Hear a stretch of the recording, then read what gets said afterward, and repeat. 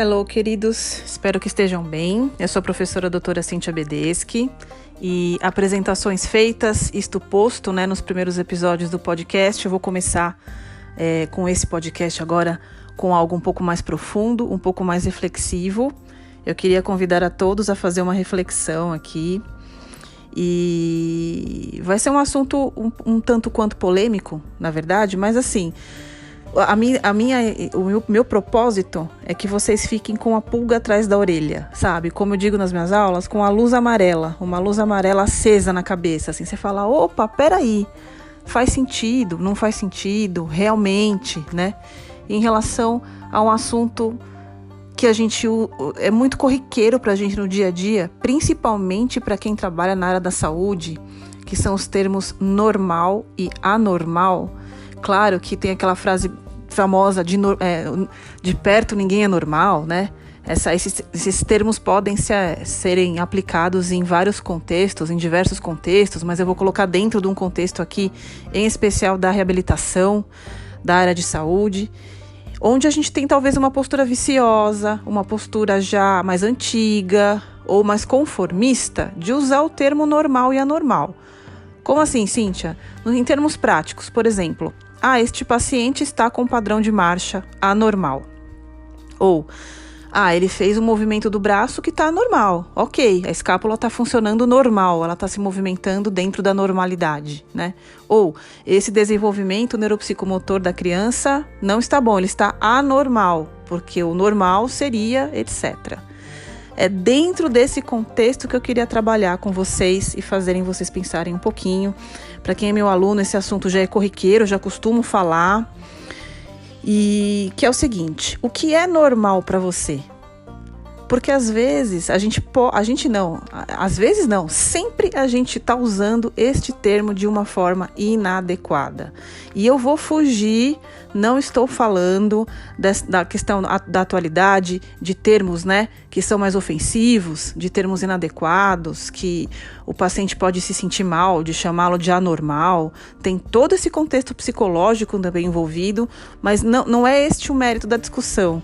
O mérito da discussão aqui é da gente pensar até em relação à questão filogenética, da evolução das espécies, da questão da fisiologia de uma própria forma.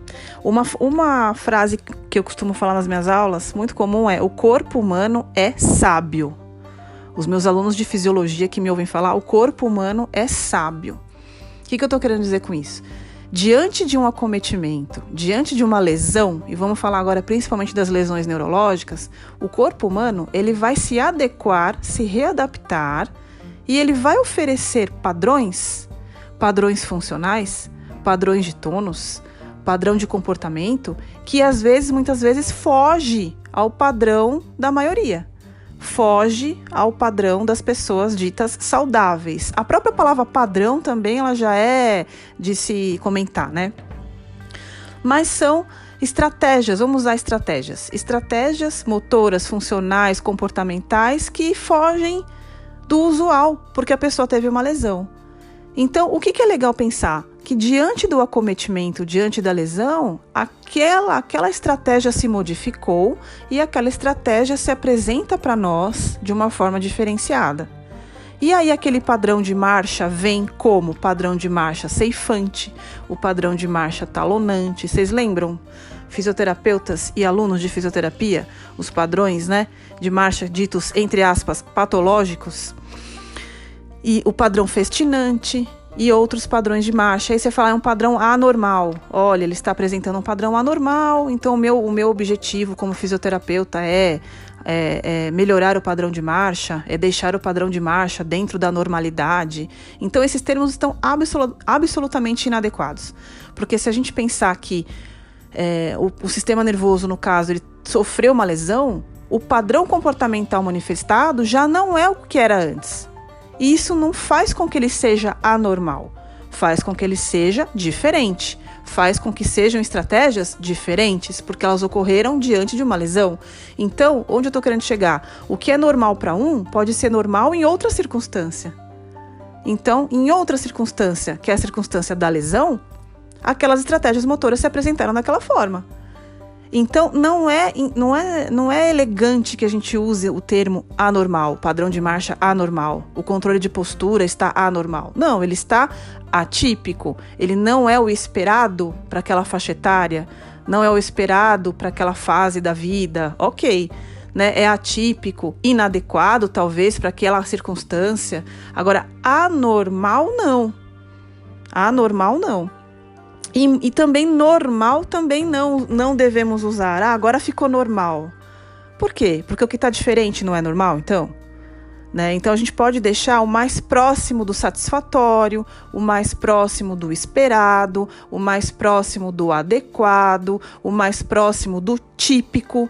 Em relação às crianças, a gente usa, né? Desenvolvimento neuromotor atípico e desenvolvimento neuromotor típico. Eu fui convidada para escrever um livro sobre controle motor recentemente e um dos capítulos era em relação ao controle postural anormal. Eu tirei esse termo. Eu coloquei controle postural alterado, né? Ele pode estar alterado, mas ele não está anormal. Outra, já fui convidada para dar aula também sobre o controle postural dos idosos, o controle postural anormal. Eu troquei o tema da aula. Coloquei o controle dos idosos, controle alterado dos idosos. Diversificado, diferente, né? E por aí vai. Então, é um olhar um pouco mais empático em relação ao paciente, porque nós reabilitadores, fisioterapeutas principalmente, a gente precisa receber aquele paciente que está com esses padrões todos diversificados de uma forma mais positivista, de uma forma que a gente consiga entender o que houve com o sistema nervoso do paciente e entender como aquele paciente readequou todas as suas estratégias motoras. Então, se ele fala, nossa, vamos supor, o padrão do AVE, o padrão do AVC, que é aquele padrão de hemiparesia clássico, né, de flexão de cotovelo, extensão de membros inferiores, do membro inferior parético e tudo mais, que pode-se falar que é um padrão anormal de marcha. Não, é um padrão normal para aquela circunstância. Se você pegar o sistema nervoso e lesar o sistema nervoso central ali, ele vai ter uma falta de modulação tônica, onde alguns músculos entram com uma hipertonia, né, a mais que outros grupos. E, aliás, filogeneticamente, se você pensar na evolução das espécies, tem autores que consideram que esse padrão é para garantir a sobrevivência. Porque se você parar para pensar, o membro superior em flexão, naquele padrão da hemiparesia, poderia garantir uma possível alimentação da pessoa, mesmo que a grandes custos, né? Para ela conseguir se alimentar, pegar uma comida, levar à boca, mas pelo menos o braço já está um pouco mais posicionado. E o membro inferior está esticadão, ele está ali em extensão, com aquele grupo tônico, né, de extensão, que ele conseguisse se locomover. Poderia usar o membro inferior lesado como o membro inferior alterado, como uma bengala, que ele poderia se apoiar para fazer toda a transição de locomoção. E imaginem se fosse o contrário. Imagine uma pessoa pós-AVE com o membro superior esticado não consegue levar comida à boca, e o membro inferior em flexão. Ele não consegue se locomover adiante porque ele tem um membro inferior que está em flexão. Então vejam como essa forma de olhar fala, nossa, realmente esses padrões estão diferentes, realmente esses padrões foram manifestados pós-lesão, mas isso não significa que seja algo anormal, e a gente precisa olhar com esses olhos para que a gente possa trabalhar muitas vezes em cima das estratégias motoras que estão sendo apresentadas. Nem sempre o fisioterapeuta precisa desconstruir estratégias que são inadequadas. Muitas vezes o fisioterapeuta precisa adaptar as estratégias que estariam inadequadas, adaptar, auxiliar o paciente a optimizar essa estratégia, de forma que ele consiga alavancar o seu comportamento funcional. E não, por exemplo, tirar a estratégia, inibir a estratégia, desestimular a estratégia, porque ela é anormal, ela está inadequada. Acho que me falem depois se eu estou sendo clara, hein, gente? Me deem um feedback, tá? Mas nesse sentido, no sentido da gente optimizar estratégias motoras que muitas vezes saem fora do padrão, entre aspas, né? Então, é o olhar como algo diferente, fora do mais esperado, né? Eu acho que é legal a gente levar em consideração esse tipo de visão ao trabalharmos com esses pacientes, e a gente sai fora do estigma normal e anormal, né? A gente começa a pensar em adaptação, a gente começa a pensar em novas formas, a gente começa a pensar em sequências sinérgicas mais adequadas para aquela condição de lesão. Então, a nossa função é trabalhar da melhor forma possível para que o paciente consiga se utilizar dessas estratégias, para que ele consiga ter um comportamento funcional mais adequado.